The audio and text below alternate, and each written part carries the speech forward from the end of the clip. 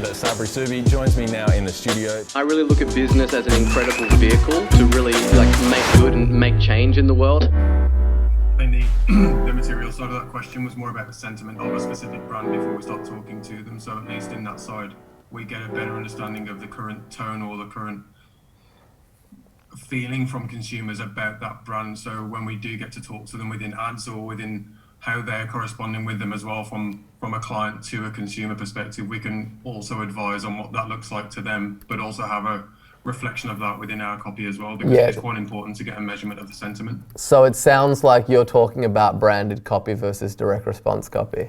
Yes. Most of them, they don't even have a brand, even though they think that they have a brand, right? They have a logo.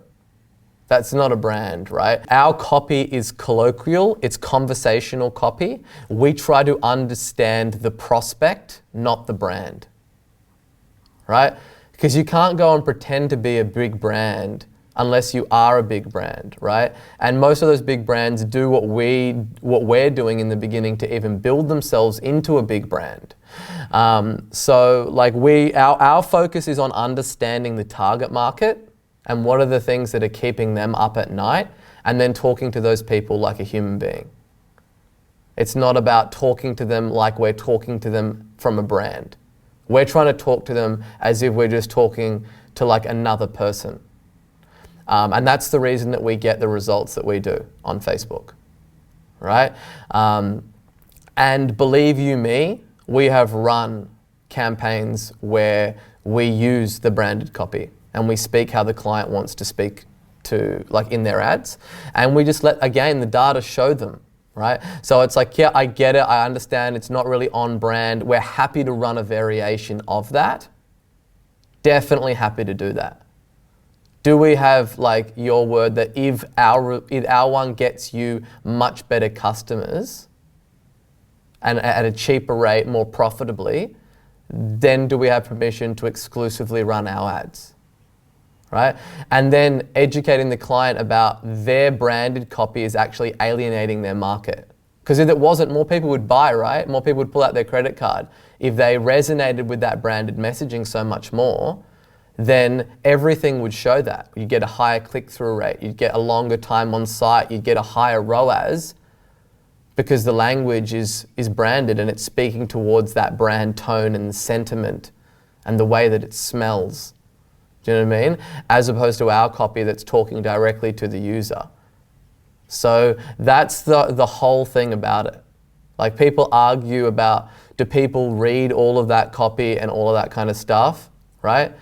I'm sure that you guys have seen like my book landing page with all of that copy on it. Have a guess at what the time on site is for that landing page. Just over a minute. It's 20 minutes. 20 minutes. 20. Over millions and millions of views. The average time on site is 20 minutes. Jesus. Who reads all of that copy? No one though, right? No one reads copy.